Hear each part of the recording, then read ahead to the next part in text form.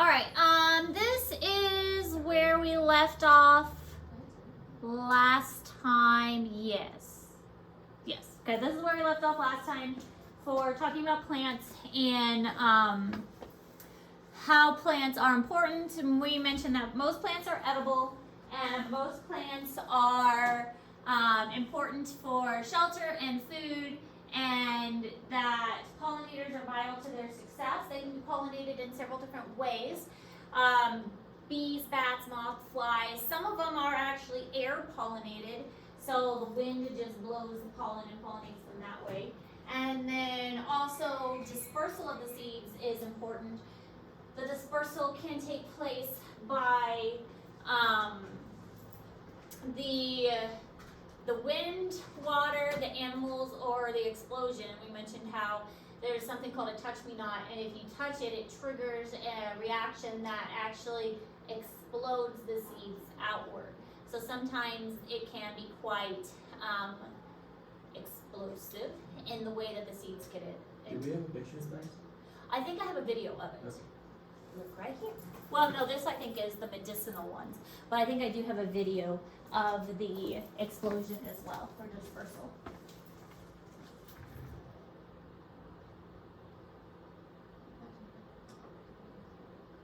Hey guys, it's Josh here, Trillium Wild Edibles, and today I wanted to go through what I think are the 5 best plants to help you heal up your cuts and wounds.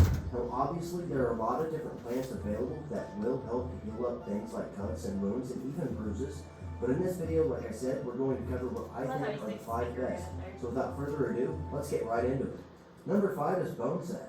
Boneset is a powerful herb with white flowers that can be found all over the United States, growing in low, moist environments.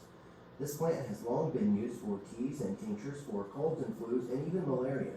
Surprisingly enough though, boneset is even good at healing up small cuts as well as scrapes. Its powerful effects will help to relieve the itch and burn of cuts as well as to speed up the healing process. Any part of the plant can be used for this, and it can be used in a warm compress, wash, or in a tincture form. Number 4 is the pine. Now the pine tree is well known by many bushcrafters as being a supermarket of the forest, but it's also nature's band-aid. However, there are many pine trees that can be found across the world, and many are useful in the same ways. However, the white pine is the most studied. The white pine is filled with antibacterials, anti-inflammatories that will help to heal up cuts and to prevent infection. The sap of the trees can also be used just like a band-aid to help keep out things like dirt and dust by just simply putting on the skin over the affected area. The tea itself of the pine can be used as a wash to bathe the wound to help you keep it clean because of the anti-inflammatories and antibacterials that it does possess. Number 3 is the plantain. Now plantain is a native plant of Europe and has become prevalent all over most of the world, taking over lawns with its broad or narrow leaves depending on which species you have. The plantain is a wonder plant that is chock full of anti-inflammatories, antibacterials, and even antibiotics. The entire plant can be used, but the leaves are the most commonly used and can very quickly be put on top of a wound in a pinch if nothing else is available. Washes and infusions are common ways to use this herb, and tinctures can also be used. This herb is great at preventing infections and cuts and help heal wounds faster because it has an astringent property to it that will help to close the skin. Number 2 is Sanicle. Now there are many different versions of Sanicle and most will work. However, black Sanicle is the plant that we are talking about here. Sanicle is a lover of moist woodlands and can be found across the central and northern parts of the United States. This plant has long been used by natives of North America for pulling out poisons and snake bites, and in fact another name for it is snakeroot. Besides being good for snake bites, this plant is great for bruising and cuts because it has anti-inflammatory, antibacterial, and even pain-relieving properties to it. This plant will work very well for deep and small cuts and can even be used in the field for great results. You can simply use this plant in a spit poultice or a poultice form. You can use it in a wash or decoction. You can also use it in a tincture form. Number 1 is yarrow. Now it would be improper to not place yarrow as number 1 on this list in my opinion, as its supposed discovery goes all the way back to Achilles using this plant on his troops in battle to help expedite the healing of wounds. This is an extremely beautiful plant with white flowers and widely found across the world. Yarrow can be found in fields, clearings, as well as the edges of roads and even woods.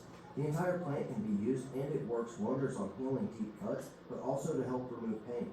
Yarrow possesses anti-inflammatories, antibiotics, antibacterials, astringent, and even pain-relieving properties. Its effectiveness is world-renowned and well-backed by scientific literature as well as time. The plant can be used in a wash, poultice, or even tincture form, and goes great combined with some of the other herbs on this list, like plantain and sanicle, for a good example.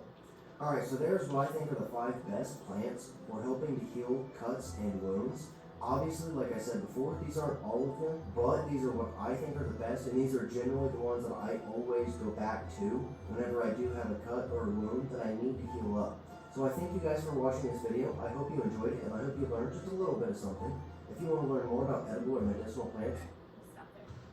But cool that you can just go outside and find these plants.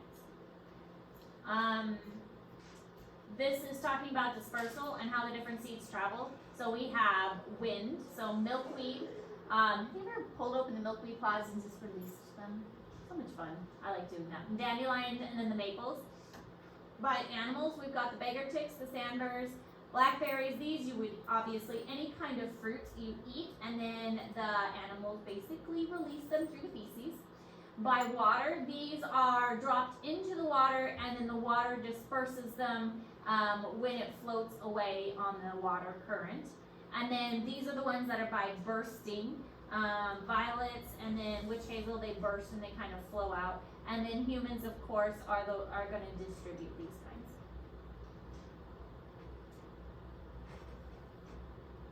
That's what's called. No, that's Violet bursting. flower seeds are crammed into a special pod. As the pod dries out, the pressure is intense. Eventually, something's got to give.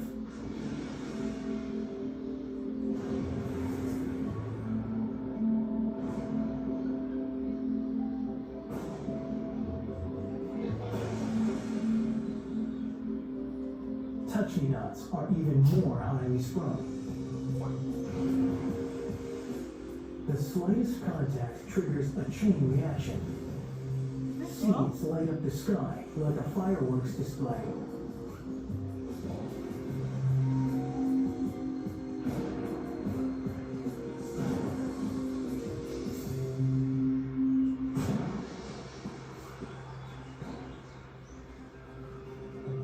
Another dramatic display comes from this unassuming looking plant, the squirting cucumber. It only takes a tiny vibration, and the cucumber starts a spectacular show.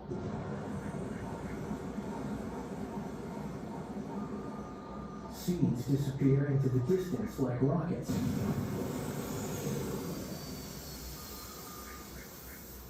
Spreading new plants in every direction. I mean, it's definitely one way to get your seeds out there.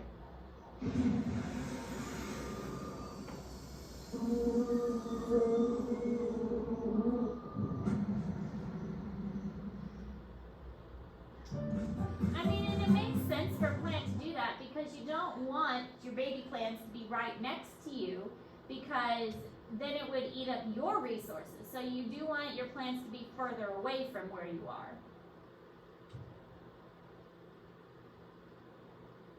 Alright, so other plant terms you should know as we're going around outside that you may hear me refer to, just kind of offhand, just because I usually use them when talking without really even meaning to. Deciduous versus coniferous. Deciduous is a tree with green leaves. Like, these are the ones that lose their leaves in the fall and are starting to get their leaves back now. So deciduous trees are like your pines and your oaks and your sycamores, and they're the ones that lose their leaves and they're starting to get their leaves back.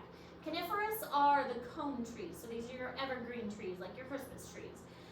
Then we have annual versus perennial. Annuals, they only grow once a year and that's it. So annual plants are the ones that think of like pretty flowers, they grow once a year, they grow their seeds and then they die.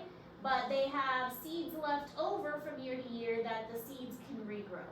Versus a perennial, they usually have a tuber of some kind, and the tuber allows them to regrow from the same tube each year. So an example of a perennial Irises. I had some beautiful irises that one of my volunteers from the zoo gave me, and I put them in my flower bed in Garden City. And so we had this beautiful bed of irises in Garden City. They grew so thick that when we moved here, I thinned them out and I took some here with me and I planted them here. And I'm very pleased to see that they are growing here. And so they grew up again this year. So I think they've established pretty well. So those would be perennials. So I have some of my Garden City flowers that transported to Boonville. So that's exciting. So those are perennials because they are tubers. I gave some to my mom too. My mom has some Garden City flowers. So those are some terms that you might hear me say without meaning to. Deciduous, carnivorous, carnivorous.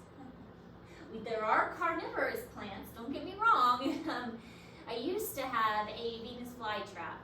There was somebody in Garden City who grew them. It was actually, he owned a diamond store, like a jewelry store, and he grew them in the basement of his jewelry store as a hobby. So we had him come talk to the zoo students. And he had little, like, Venus flytrap plants that he brought for all of the zoo campers one time. And I worked with him to make a display for the zoo, like a little carnivorous plant display. But funny that he owned the diamond jewelry It store. seemed kind of shady. You're like, yeah, diamond store, but he did it in the basement. I know, it was so funny. But yeah, he did carnivorous plants in his basement.